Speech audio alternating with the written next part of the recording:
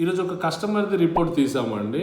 Customer only ధని లోన్లో app loan, ధని అనేది ఒక యాప్ లోన్ అండి. ఆ యాప్ లోన్లో 800 రూపీస్ 2022లో తీసుకున్నాడు, మళ్ళీ పే చేయలేడు.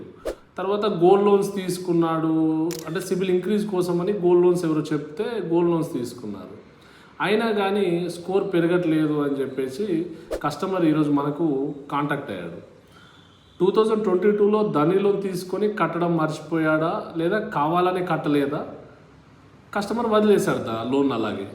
ఇప్పుడు స్కోర్ ఇంక్రీజ్ కావట్లేదు, నేను స్కోర్ ఇంక్రీజ్ కోసం చాలా ప్రయత్నాలు చేశాను, అయినా కానీ నా స్కోర్ ఇంక్రీజ్ కావట్లేదు అని చెప్పేసి కస్టమర్ మాకు కాంటాక్ట్ అయ్యారండి.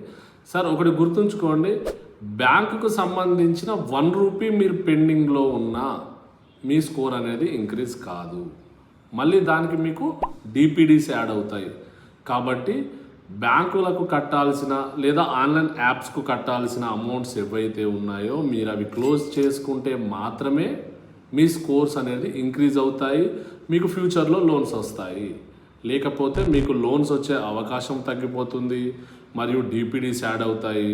అనవసరంగా మీరు లోన్ల కోసం ఎంక్వైరీ చేస్తే ఎంక్వైరీస్ కూడా యాడ్ అవుతాయి. కాబట్టి ఆన్లైన్ యాప్స్లలో లోన్స్ తీసుకోకండి, ఒకవేళ తీసుకుంటే ఆన్ టైంకి కట్టేయండి. Thank you.